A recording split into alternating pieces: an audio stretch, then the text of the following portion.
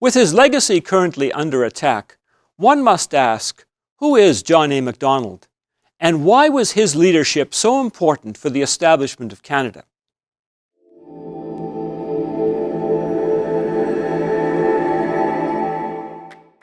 In Kingston, Ontario, at the old Cataraqui Cemetery, one could miss an unpretentious granite marker engraved with a simple inscription, John Alexander MacDonald, 1815 to 1891, at rest. One would not suspect that this grave contains the remains of one of the great driving forces behind the creation of the Dominion of Canada.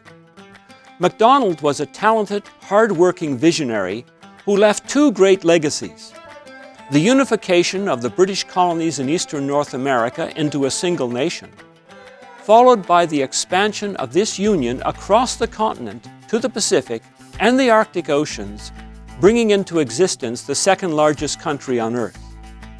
John A., as he was often known, was born in Glasgow, Scotland in January 1815. 5 years later, his parents emigrated to Kingston, located in what was then Upper Canada. His ability was considerable, as he was inducted into the Law Society of Upper Canada at age 20. In the 1840s, MacDonald won a seat in the Upper Canada legislature. By 1854, he became Premier. As a conservative, he would always defend the democratic right of an individual to voice a dissenting opinion, something today at risk under the censorship of political correctness.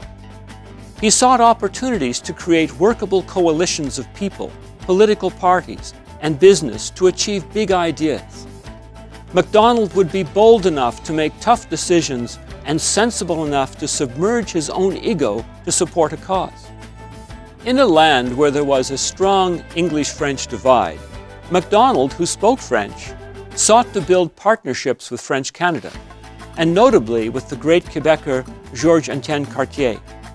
Together, they would help people rise above the immediate challenges to see a vision of what could be if they worked for a common goal. The ability to see big solutions and make them reality took great skill, wisdom, humility, and the ability to inspire.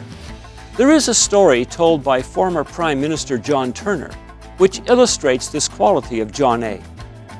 David Thompson, a Liberal Member of Parliament representing Haldimand, and a MacDonald contemporary, had just returned to Parliament after an extended absence due to illness. According to Turner's story, Thompson reported that the first man I met was Liberal leader Edward Blake. He passed me with a simple nod as if he had forgotten I was away. Then I met Liberal MP Richard Cartwright, who was just as cold. Then I met Sir John, who rushed across the chamber, slapped me on the shoulder, grasped my hand, and said, "Davy, I'm glad you're back again. I hope you will live many a day to vote against me." It was pretty hard not to follow a man like that. Not since the War of 1812 had there been fear of foreign invasion. Yet throughout the 1860s, an Irish society called the Fenians was conducting what today would be called terrorist raids across the border in numerous locations. Some states were granting the Fenians safe haven, creating a risk to Canada. This threat was an impetus for the colonies to consider a union. Following the 1864 U.S. election, the Republicans, to placate Irish Americans, put forward the Canada Annexation Bill in July of 1866. Fear of annexation enabled MacDonald and his allies to bring about a consensus for a union. Consequently, in 1866, the British Parliament passed the British North America Act, a large part of which was drafted by John A. July 1st, 1867 was selected as the date on which the Dominion of Canada would be born. MacDonald was the obvious choice to become the first Prime Minister. Many challenges lay ahead, but his vision, patience, and willingness to respect other opinions enabled him to be a unifying force. He was acutely aware of the need to expand Confederation westward to the Pacific. MacDonald led the task of bringing the new province of Manitoba into existence in 1870. followed by the addition of British Columbia in 1871. The latter required the promise of a transcontinental railway, the greatest single project ever undertaken by a Canadian government. The project led to a financial scandal that caused the government's defeat in 1873. Yet, in 1878, he was back. The populace looked for a visionary who had a record of delivery. MacDonald then went on to win 4 consecutive elections, stabilized the young nation, and put it on a pathway to success. MacDonald believed in a strong central government and a willingness to spend on projects that were in the national interest. He oversaw the development of a national police force that would become the Royal Canadian Mounted Police to bring order to the West. He was faced with a national crisis when a rebellion occurred in the Northwest, challenges he handled with skill and balance.